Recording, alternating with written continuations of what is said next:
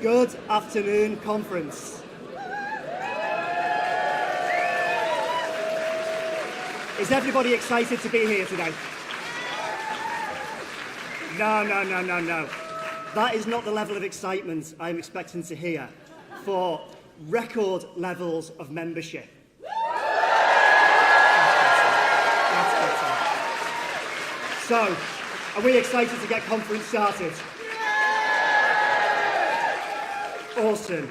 Well, my name is Chris Rigby, and I'm one of the councillors here in Bournemouth, and I just want to take a few moments of your time to welcome you all to our beautiful hometown here. Now, you might be thinking to yourself, that's a lovely Bournemouth accent. But I'm not originally from here, but this is where I chose to call home for the last 16 years. And Bournemouth is truly a global town, with people moving here from all over the world. It might just be a few hundred miles for me, but for other people, it's much further. And in the face of rising nationalism across the country, I think it's important to say now, wherever you choose to call your home is your home.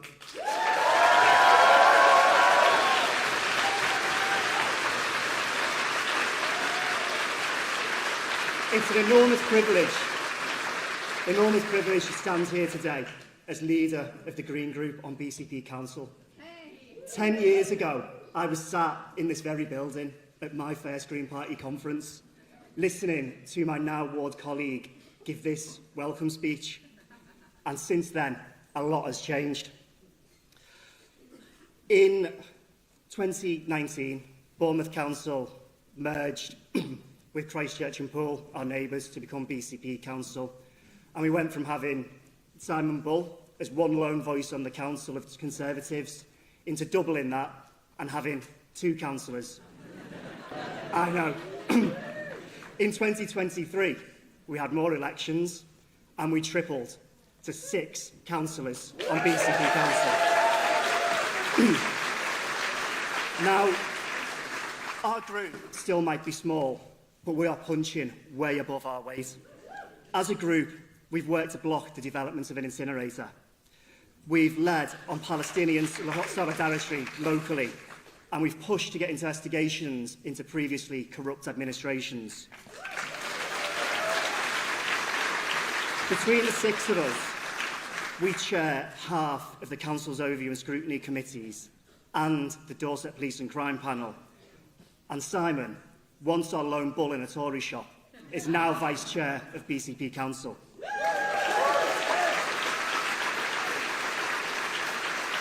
We've earned the trust and respect, and we're working to make a real difference across these 3 towns. And residents are noticing, because when you elect Greens, you get councillors who work hard all year round. This looks like Joe and Kate Salmon campaigning for new crossings and safe routes to school in Moordown. It looks like Alistair Keddy revitalising communities and bringing much-needed investment for play and sport into Charminster and Queen's Park. It looks like Sarah Armstrong creating a brand new neighbourhood forum and plan in Eastcliff and Springbourne. And Simon and myself bringing derelict green spaces back into use in Winton. It's no coincidence that all of these wards are bordering each other, and we like to call it the Green Heart of Bournemouth. So, these are just a few of the reasons that we're really proud of our town, and we want you to enjoy it this weekend. So while you're here, take a walk through the gardens, go down to the beach. We've definitely got the weather for it. Explore our award-winning nightlife. Take a look up at the architecture which tells the history of the area. And definitely go into our fantastic independent venues, shops, restaurants. And most of all, come and talk to us. Come and talk to my council colleagues who are here somewhere. Our brilliant candidates and future councillors who are also here. And all of our local activists who make everything we do here possible. Thank you. Now, I've just got one more welcome to do, and that's to welcome someone to the stage. And this is one of our incredible Green MPs and former leader of the party, Carla Denyer.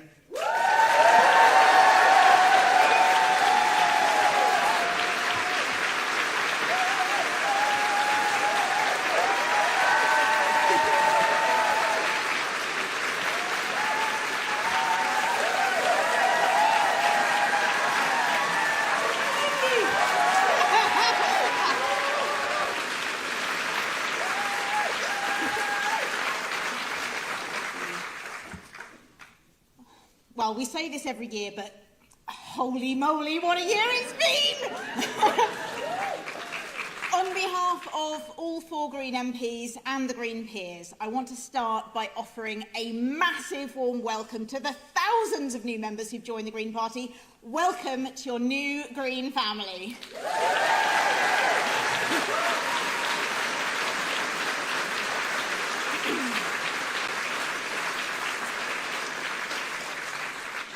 We, your parliamentary Green Party, and no, that phrase still hasn't got old, are really excited to work with all of you new members and with the party's fantastic new leadership team.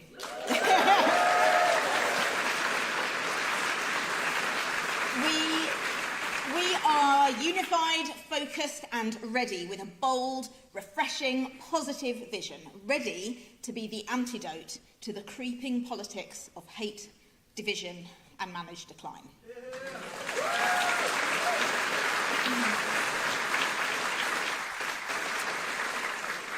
Before I go on, speaking of my fellow MPs, Adrian's not able to be with us this weekend as his father recently passed away and he's taken some compassionate leave.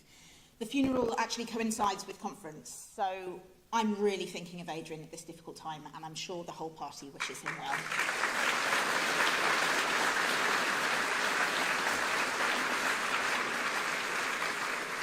Thank you. Together, as co-leaders, Adrian and I took the party from 1 MP to 4, from 450 councillors to over 850, and won nearly 2 million votes at the last general election.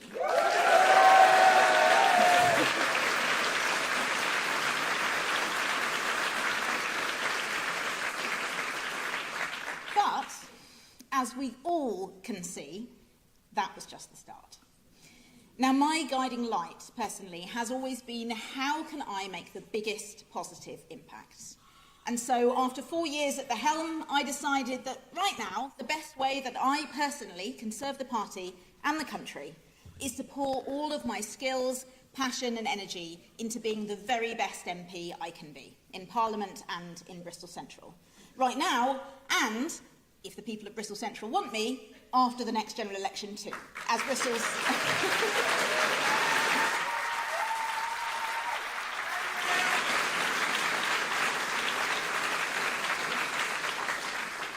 You know the rest, thank you.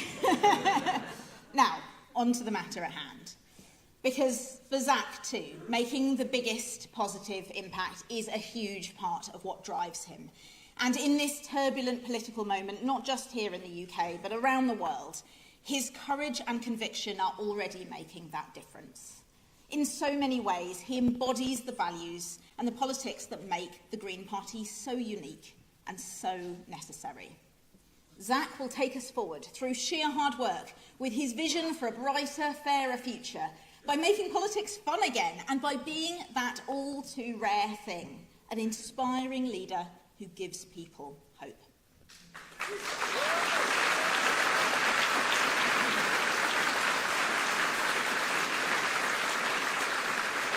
Now, those of you with long memories might recall 4 years ago at party conference, my predecessor, Sian Berry, handing me and Adrian the metaphorical soul of the Green Party, which she charged us with being careful custodians of during our term.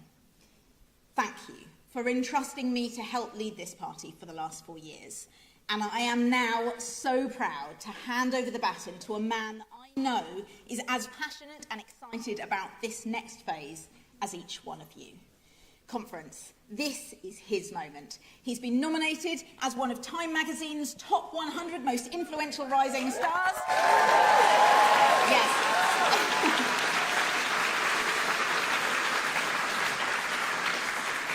This man is already breaking the internet, already being recognised everywhere he goes, and already putting the Green Party onto more and more people's radars every day.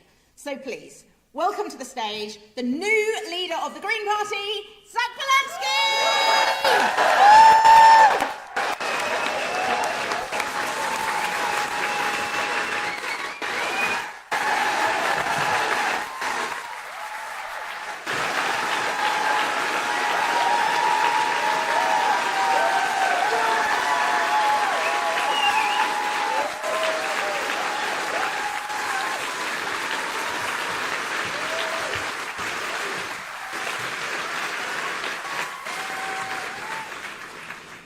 Thank you.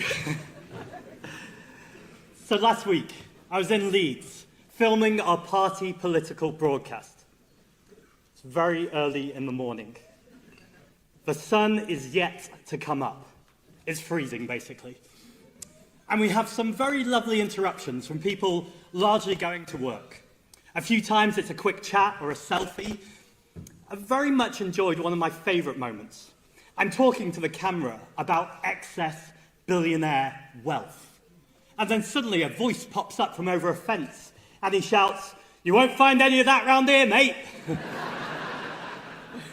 But actually, the very best moment of filming is I'm just about to finish and a young couple come over. And the woman says to me, "Could I ask what you're filming?" And I start to say, "The Green Party political broadcast." She turns to her partner and she goes, "Bloody hell, it's Zack!" And, by the way, we just joined the party last night.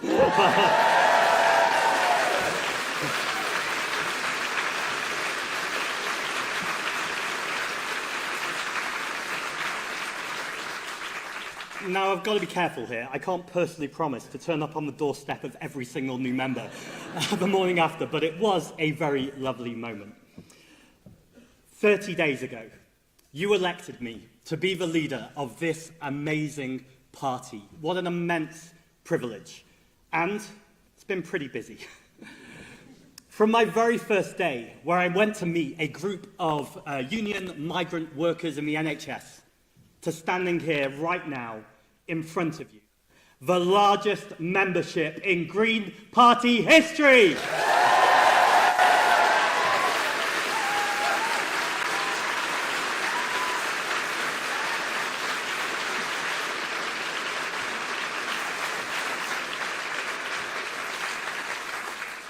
I've honestly loved every single day. We said we'd build this movement, and that's exactly what we're all doing. I want to say a special welcome to every single person who has just joined the party in recent months. Over 22,000 of you, welcome!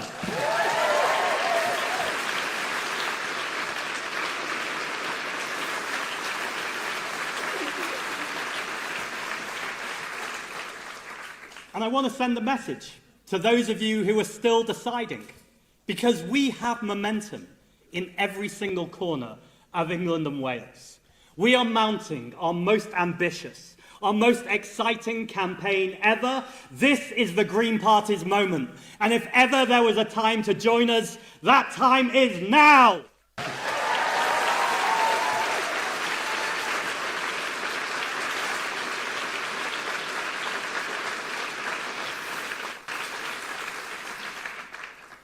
On the day I became leader, a journalist asked me a surprising question. They said, "Why did I look so sick as the results were announced?" Now, for a second, I thought I could pretend that's not really how I felt, or I could do that unique thing that the Green Party does, tell the truth.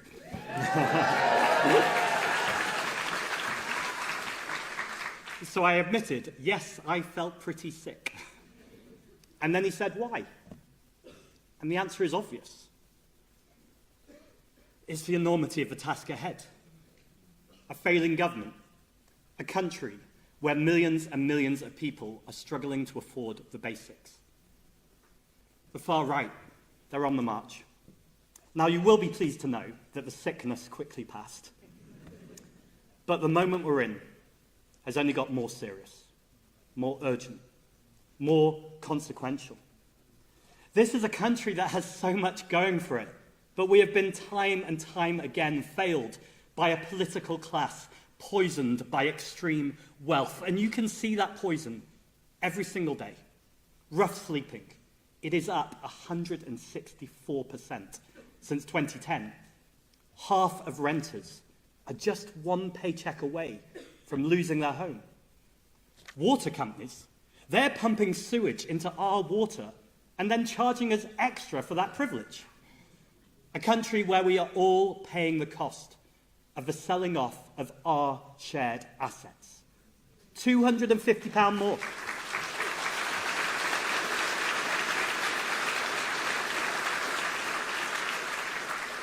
That's right, it's costing us £250 more each household, each year. That is the privatisation premium.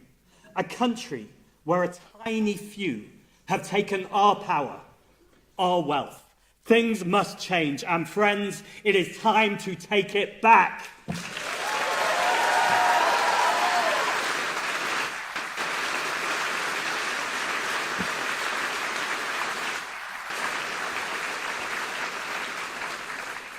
So on my first full day as leader, I went to Clacton. Go Clacton. By the way, guys, that's not a phrase you'll often hear from the constituency's own MP. And I spoke to people out on the street, and it was the same story over and over again. Years of neglect, total detachment from the people actually making decisions, a feeling that there's just not a future to get behind. Well, that's where we come in, because everything we do between now and the next election must be bold. We have a vision for this place we call home. And boldness means connecting right now with how hard it is for so many people. It means listening, not just finger pointing.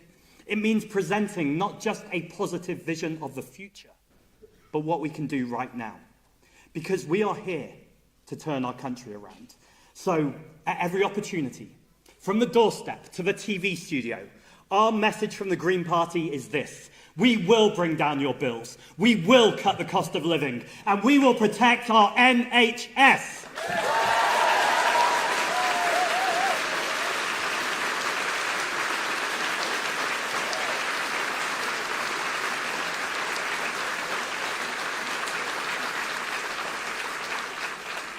Let's remind ourselves who we're doing this for. For the families who look at the bills each month, wonder how they're going to get by. For renters living in shoddy accommodation, they simply cannot take another rent hike. For the thousands and thousands of disabled people in the UK who have found themselves at the sharp end of brutal government cuts. Look, the truth is this, that these problems facing Britain are longer in the making than the managed decline of Starmer and Reeves, although they've certainly not helped. These issues are rooted in an economic model which is built on austerity and it's built on privatisation. But this party is clear. We will break the shackles of poverty and hardship that lock so many in. We will end Rip-Off Britain, and we will make sure that the very wealthiest pay more tax.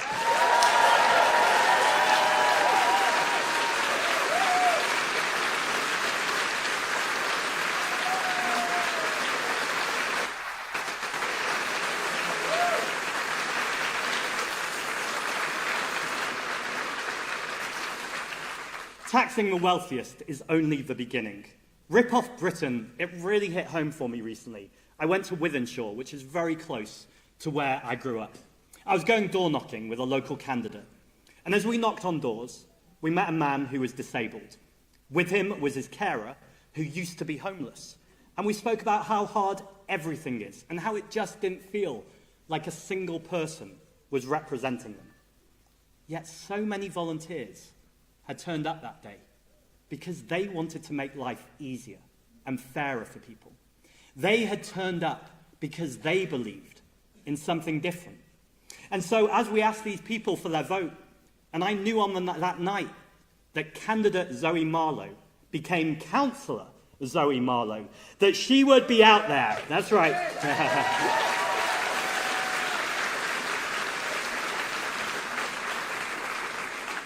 We love a Zoe in this party.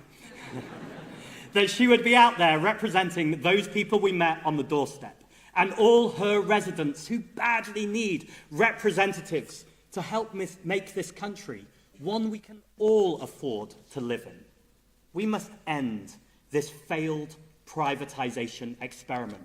It will save us money and stop the money we've all earned lining the pockets of shareholders.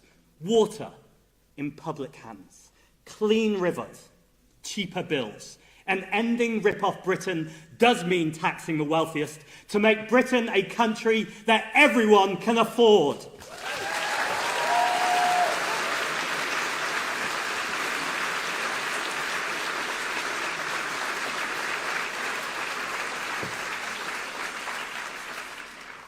Keir Starmer said in his speech that he doesn't believe those who say a wealth tax is the answer to everything. I'm not sure who he's listening to, because I'm not aware that anyone's actually ever said that. What we have repeatedly said is if you're in hock to vested interests and protecting the wealth of the super rich, you can't change anything meaningfully. And sometimes when you talk about taxing the assets of the 1%, you have people worried that you're talking about them. Hairdressers, plumbers, who are understandably saying, I've worked hard all my life. Why are you taxing me? Why are you taxing my ambition? We need to make sure that every single person in this country knows there will be people who go to sleep at night. And without lifting a finger, when they wake up, they will be richer, much richer. They will make more money in one night than everyone in this room could probably earn in an entire year.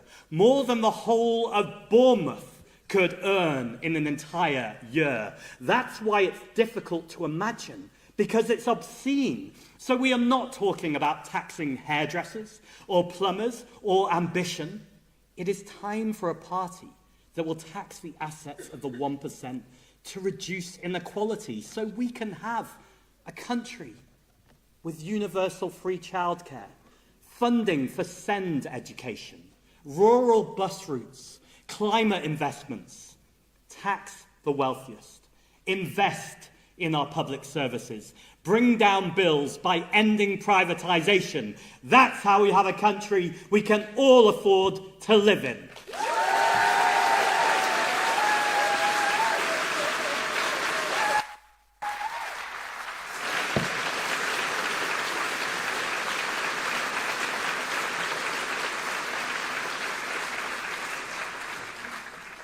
And when I say we all, I really mean all of us, every single one of us.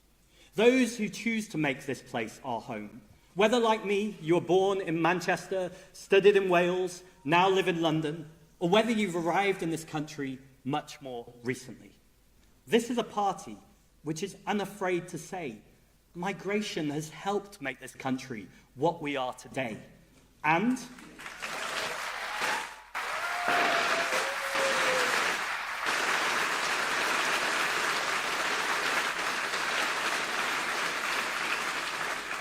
by the way, not just this country, but it's helped make this party too. I'm one of 5 Jewish people who have led a British political party in the last 100 years. That also means I want to spend a moment to mark yesterday's horrific terrorist attack. As a Jewish man raised in North Manchester, I feel this deeply, and my heart is with our community. More widely, I am literally the product of migration. It's why defending migrants matters so much to me. I want to tell you about a common Jewish experience. It's a tale as old as time. My Jewish ancestry, it's confusing and it's muddling because we were constantly on the run. But from what I can gather, my ancestors started in Latvia, in a Jewish town. But they fled because of pogroms. They fled to Ukraine, where they faced more pogroms. Then they ended up in Poland, where they faced the Nazis. Then they arrived in England and met anti-Semitism here too. They changed their name to sound more English, and I've changed it back. Because I know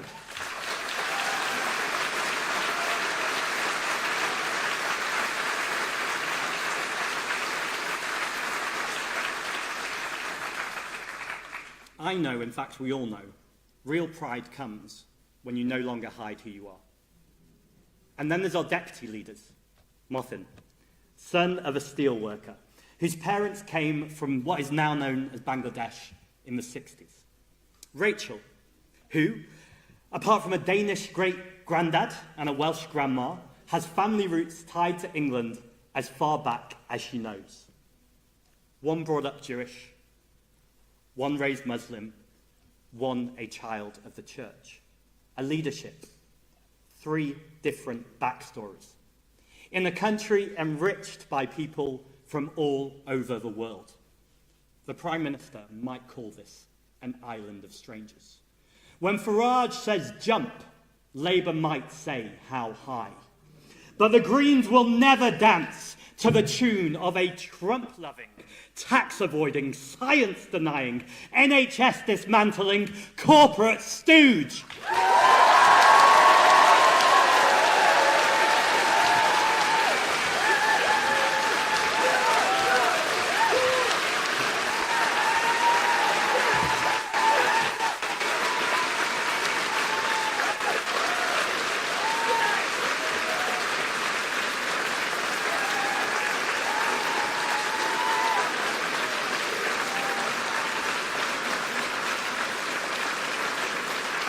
You might as well stay on your feet, because I'm going to say, we'll say it loud, we'll say it clear, migrants and refugees are welcome here!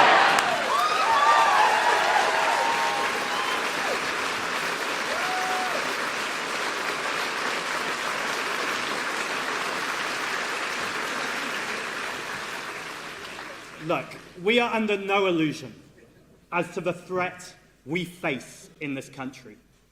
A march in London addressed by a who's who of the far right. A party leading in the polls with plans to deport our friends, our neighbours, our family members. And a government, a Labour government, who are the handmaidens of this dangerous, deceitful politics. There is no easy way forwards. But the only way starts, and I literally mean the only way, it starts with building in our communities. There's nothing wrong with being proud of where we live. In fact, it should fill us all with pride. Caring for our local parks, building friendships with our neighbours, organising with fellow tenants, celebrating our differences. Those are the deep roots that really matter. In Clacton that day, one of the people I spoke to was a guy called Paul. He'd just come out of prison. He said he wanted to stop the boats. Said he wasn't anti-migrant, he was Irish, and migration was in his blood. But he said to me, look at my high street. Look at where I live. How can we have more people come in? So we talked a little. We found common ground on some things. On other things, there's still lots of conversations to be had. But I told him how the Green Party also want to stop the boats. We want to stop them through safe and legal routes.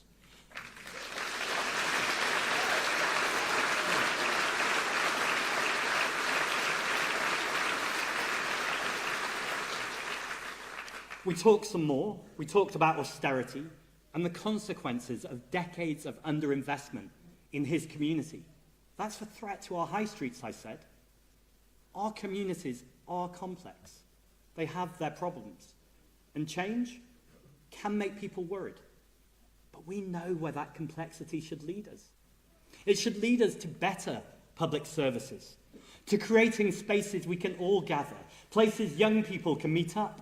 Change can mean thriving new economies, new cuisines, people of all faiths coming together. The threat to the places we love comes not from people arriving on small boats. It comes from an economic system that sucks money from people and places who need it. And it comes from a politics that tries to divide us and point the finger at each other, rather than the billionaires. This is a nation of neighbours. We have to do things better, and we will. There is a clear path here. If reform can rocket through the polls with a politics of despair, then it's time for the Green Party to do the same thing, but with a politics of hope.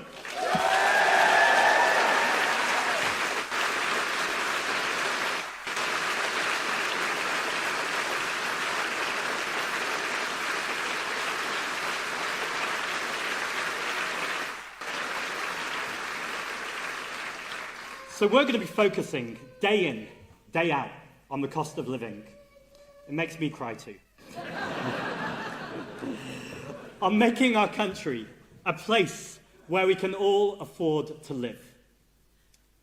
But don't think for a moment our horizons are going to narrow. When mass slaughter is happening in Palestine, we will not be silent.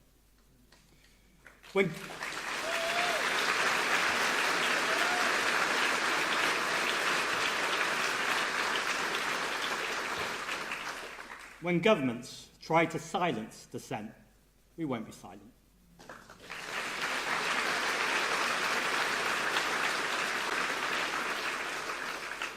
And when Keir Starmer, in one of the most deeply cynical and morbid acts I've seen in my lifetime, decides to recognise a Palestinian state at the same moment that his government is an active participant in the murdering of the Palestinians, then we will never be silent.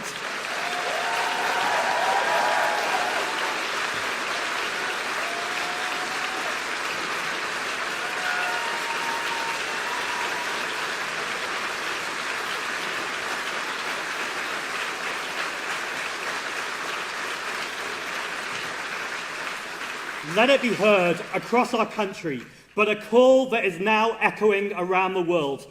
We must stop selling arms to Israel. We must stop sharing intelligence. We will do everything we can to stop the genocide.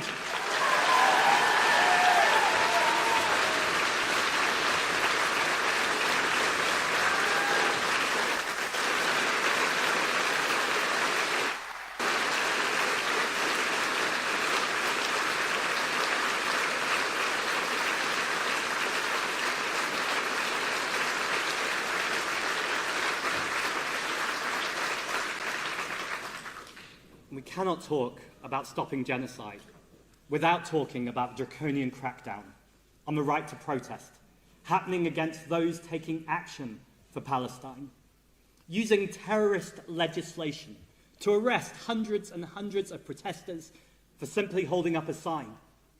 The prescription of Palestine action must be withdrawn, and every parliamentarian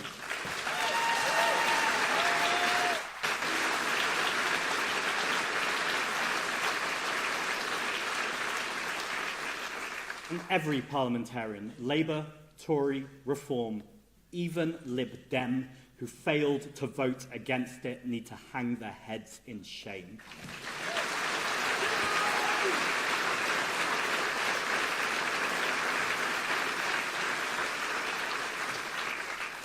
This country has a proud tradition of protecting civil liberties. But once again, a Labour government is cracking down on our rights. From terrorist prescriptions against protesters, to banning journalists from their conference, to diving into a rushed evidence-free plan for digital IDs that will only discriminate mainly against minorities, the alarm bells of authoritarianism are ringing loud and clear.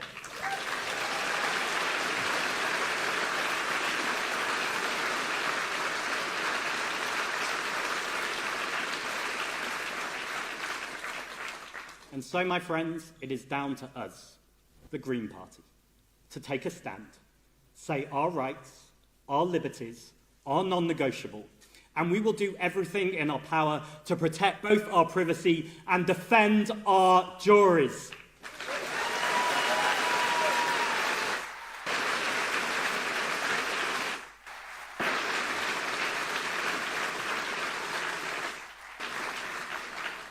And when we talk about global issues, it's clear we also need global solutions. We see that starkly with climate breakdown and with the nature crisis. I've been asked dozens and dozens of times in the last few days, in fact in the last few hours probably, if the Green Party is an environmental movement or a social justice movement. As if you can't speak up for our working class or LGBT plus communities at the same time as challenging the fossil fuel industry. So let's clear this up. You cannot be an effective environmentalist without talking about the deep inequality in our society.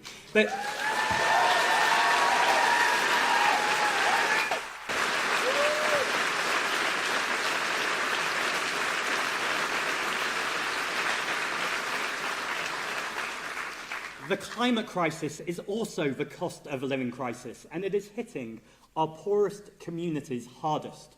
Food inflation is being made worse by climate breakdown.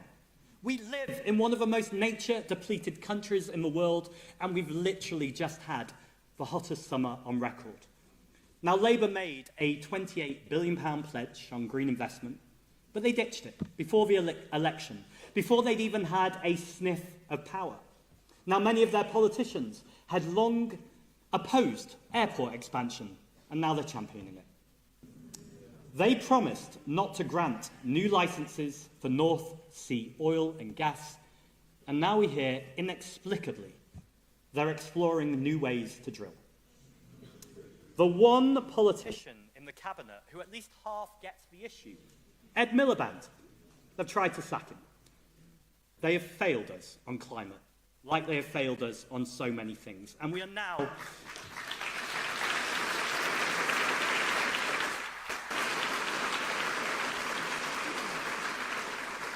We're now past the point where we can hope they'll change course. Its politics is one of managed decline, and it's dressed up in this weird national renewal and draped in reform-baiting policy making. More of the same from Keir Starmer won't just fail us now. It will hand this country on a plate to the forces around Nigel Farage. That's what's at stake here. We are not in a situation where we can hope they'll get better, or we just need to express concern. We're in a moment of change, and it is our time, the Green Party's time, to be bold. And that is why Labour councillors are defecting. It's why Labour members are joining. It's why thousands upon thousands of ex-Labour voters are now saying enough is enough, and are putting a cross by the Green Party for the first time, because Labour's arrogant assumptions that it is entitled to anyone's vote, those assumptions end today.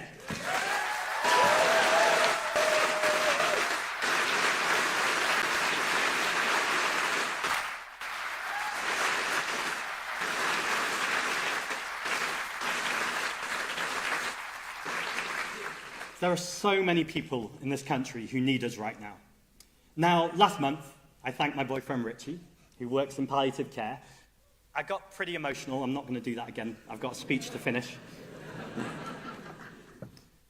But I was emotional because I see the work, both Richie and all his colleagues. I'm going to get emotional. Both all Richie does and his colleagues do every single day for people in their final chapters of life. I remember years ago when Richie first started working at the hospice. I was worried about what every day would be like, dealing with the weight of working in such an environment.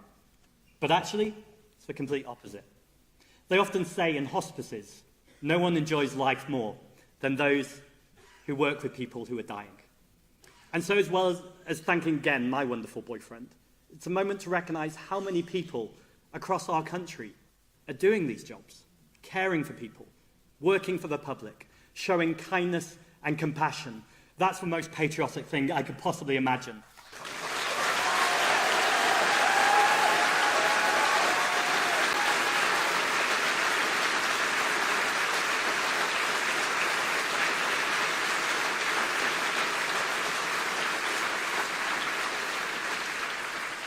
And while I'm thanking people, I want to thank all the patriots working inside the Green Party, because you're all working towards the goal of a better country, from our MPs, our peers, our assembly members, our councillors, our staff team, all our volunteers, every single one of you for putting in this work for our country. Thank you.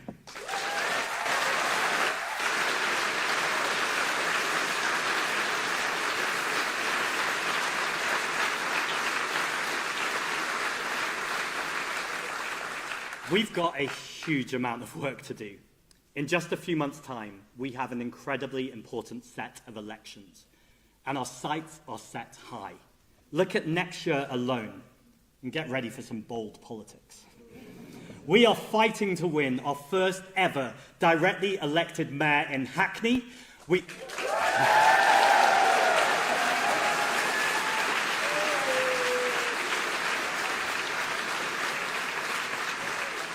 In fact, we're campaigning to win more seats in more places than ever before, and we are on the very cusp of winning our first ever Green seats on the Senate.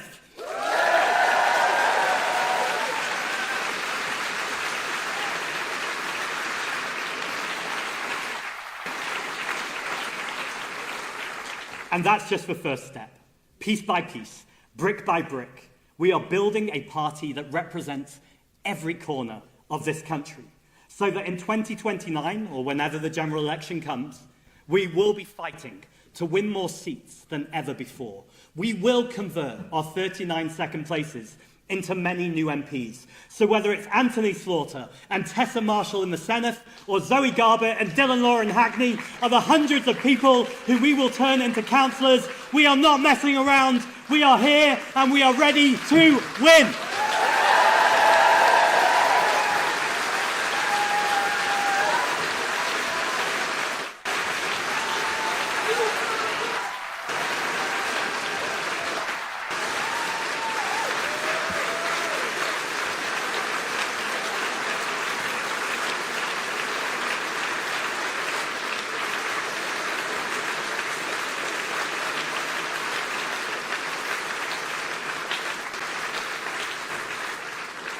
Now, they say you should end big speeches on huge applause. But I actually want to end on a much smaller, tiny moment, a small gesture. But it's something that's really stuck with me this month, and I want to share it with all of you now. So I went to visit the Dusty Knuckle. It's a bakery that employs people who have just come out of prison.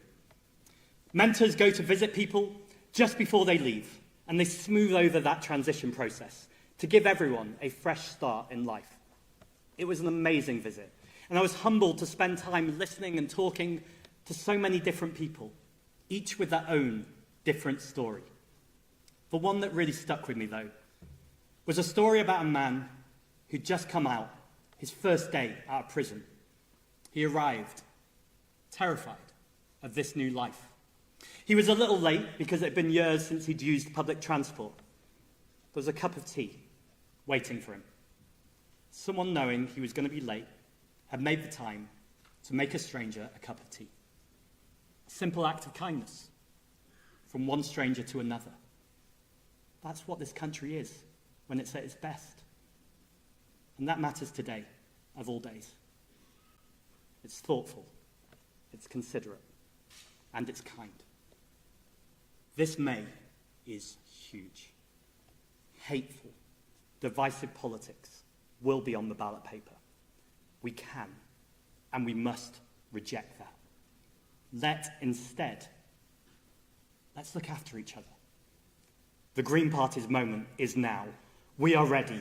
Thank you, conference. Let's go!